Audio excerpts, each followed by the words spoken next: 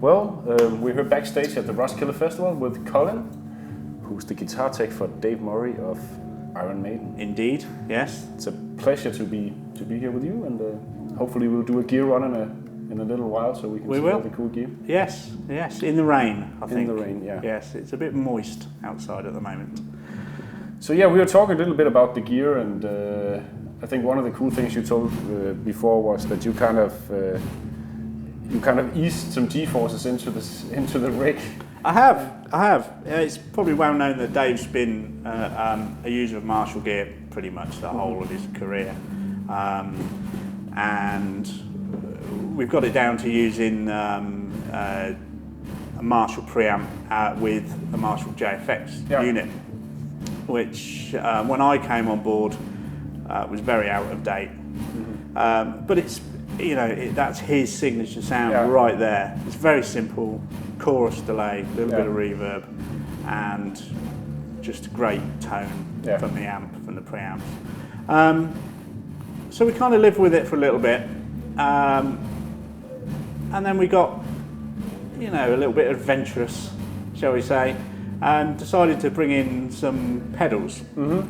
And we were going to change the whole rack just for a pedal switching unit, like a ground control. Individual pedals hooked up in some kind of looping system or something like that. Yeah. So we went out, experimented, got a load of different pedals and stuff. All sounded great, but it just wasn't really the same, and it just got a little bit too complicated, really.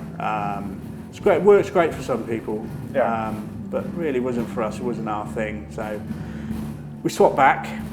And previously, as a band I've been working for previously, who have been using the 2290 for years, and it's just a beautiful bit of kit. So that's how I knew TC electronic through that, and so I got in touch with you guys, and you very kindly lent me the lovely G-Force system.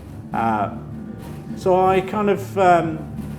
It was mid-tour, and I sneakily snuck it in his rack without him knowing.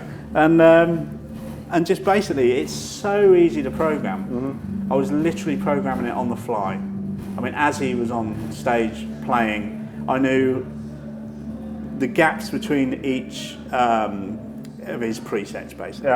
So I knew how long I had. It was like, okay, right, I can do this. Just tweak that. Give it a listen in a forward track. Right, okay, give it a little bit more of that. Save before he hit another, went to another patch. And then when he went back to that patch, right, do a bit more. So I did that for about 3 shows, throughout the whole show, and got it kind of in the ballpark. And then we always have a chat just before he goes on stage. So the 4th show, he comes on, and completely out of the blue says, "Do you know? I think we should update our effects racks because these Marshalls, they're great, but I've had them for years." So I'm like, "Oh, okay, it's a good idea, Dave. But actually, you've been using it for 3 shows, have I?" So he had no clue, other than the fact that he noticed it was so much cleaner. Well, that's a good thing, but it was so crystal clear. You could hear everything, and it was that was immediate. But he had no clue. That's pretty ballsy to do that during a gig in front of thousands of people. Yeah, it's pretty stupid looking back, but it was all right. Yeah, it was just because it was so easy. I mean, normally on a piece of gear, it would literally stay until you do rehearsals. But it was so easy to use, and everything was there. You didn't have to trawl through miles of menus to get to what you wanted. Just it's a great bit of gear. Well, thank you. So so now, I mean, we've been using it for about a year, I think. Yeah. And everything's working It's beautiful. Yeah, it's such a great sound. As I said, his sound's pretty simple, really. Yeah, but it's such a classic sound. It is. It's a very recognizable. So you can overdo it. We backed off all the delays. It's all very subtle. and it's all, you know, if you've got such a great fluid player like Dave, you don't really want anything to get in the way. You don't need loads of overlapping delays and everything to mush up what he's actually playing. Plus, I mean, the whole band is so, you know, it's loud and it's very loud. There's gain and everything, so just adding too much stuff will just kind of clutter things up. It is, and you know, we still use side fills and, you know, a full-on backline. I mean, there's no in-ears. There's none of that. So it is, it's very loud up there. But it's so nice. It's not ugly. You can hear it. Everything's defined. It's not overgained like some of the. I find it's just, you know. No, it's classic. And to be honest, you kind of appreciate it more if you're doing festivals, because you get to hear other people's rigs. And you know, there's a lot of. I mean, for example, we've just done some shows with Slipknot, who are absolutely brilliant. But you know, comparing kind of their sound with with our own, it kind of brings you back to, wow, you know, this. I mean, you don't have to overdo it. It's such a classic, old school, beautiful. And it's tone. I mean, it's still heavy, but you can hear what's going on at the same time. I mean, guitars tuned down to like A or something like that with, you know, insane amounts of gain. It gets a little mushy. It does. It does. Yeah, and you know, the gear can handle that. You know, there's ways and means where you can get the best out of it, but it's so nice just to have a level kind of playing field where that is your sound, and you don't need to deviate sort of too much to add to it. You know, So did you find any pressure getting the Iron Maiden gig? You know, kind of maintaining that sound, or is everything just handles itself? No, Dave's sort of renowned for being the loveliest man in rock. He really is. He's just so good and so nice. But and he pretty much leaves it to me, really, when it comes to sounds. You know, he'll always comment. As soon as he comes off, it's just like, whatever you've done, don't change it. It's just brilliant. So, you know, it's a little, and I'll always let him know I had a little tweak today, but it's not. You know, it's kind of. Depends on the venue, really. Depends where in the stage you are with the tour, etc. And just like we do experiment a little bit, you know. Keep things interesting.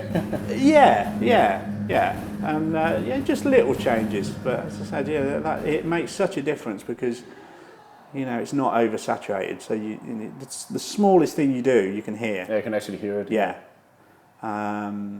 As I say, that's the good thing about the G-Force. It's there's such a wide sweep with all your settings. You know, you're not kind of trying to get like half a point out of it to make, you know, trying to fit in that gap. You know, it's all really nice and controllable, and it makes a massive difference. And what kind of effects is Dave mainly using? Is it classic? It's literally his main sound is literally sound of the amp.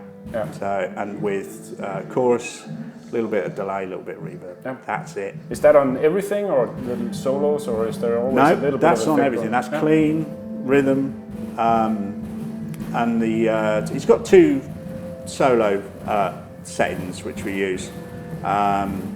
One which is his main setting for most of his solos in the songs are it's just kind of longish delay and quite a subtle chorus. And then we've got the kind of the classic, well I define the classic, which is the intro to Iron Maiden and everything like that, which is kind of, you know, winds up the chorus a little bit and it just gets that kind of that classic wobbly sort of thing going on. It's really hard to sort of categorise, to be honest. I think that everybody knows exactly how what sound it's it is. That sound. So, but no, I mean, it's. I've had a couple of. We've introduced this quite recently. As we know, he's a massive Hendrix and Robin Trower fan. So we actually incorporated a Univibe. That's a done of it, and that gets used a lot. It's you know, all of sort of half of his solos we'll actually punch that in. I'm looking forward to hearing that. I don't think I've ever heard Univibe on a... It's so nice. It's such a beautiful sound. It is. It's such a cool sound. And, you know, if it's used properly, you know, it's a nice slow. We don't change the speed. It's a set speed. Yeah. I've actually had a rack unit, which I'll show you guys later. Is it a Dunlop one or? It's actually what we've got is a lovely gentleman called Mike Hill. Yeah. Made me a rack unit incorporating his own 808 tube screamer. Yeah. In one side. Yeah. And a Dunlop Univibe in the other. Yeah. And Dave's got a joint double pedal out front where it's literally on off for him. Yeah. One switch, tube screamer. Yeah. One switch Univibe. So he's got control of when he punches that in and out. And I've also got control of it on my end. So I've literally got the button, so I know. Because there's times in certain songs where he's away from his board and I can punch that in. The tube screamer we use just to tidy up the solos now. Again, because we've got rid of a lot of the delay sounds. Yeah, just to tighten things up, give it a little bit of a push maybe. Yeah, we nicked that off of Adrian actually, because Adrian does that. Cheers, Adrian. So we robbed that idea. So, but yeah, that's pretty much it. I mean, a rack, Dunlop rack wah. Yeah. And that basically using the MIDI board out front, the Mike Hill switch, and the wah controller out front. There's no signal out front at all. So it's just control. It's literally it's just. But the MIDI board's out there, so Dave's doing his own switching. He does all of his own switching. Yeah. Which is these days it's quite rare actually. I mean, it is. Yannick, his guy switches all of his. Yeah. And Adrian's just kind of 50-50. Okay. So. But you don't even have a backup system to be able to do the MIDI stuff. No. No. So you'd have to run on stage and do this. It's the thing is he's so in control of what he's doing. Yeah. It's very rare.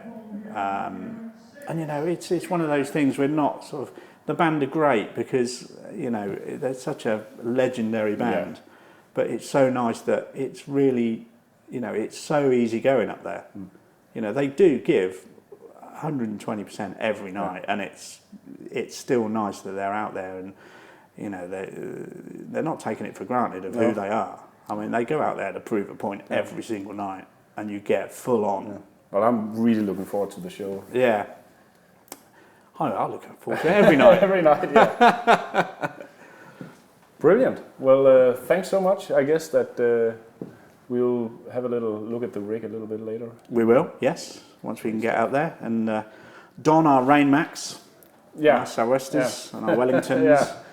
Yes, we're going to wade up there. We're going to borrow a canoe to get out onto the stage. So yes, we'll meet you up there.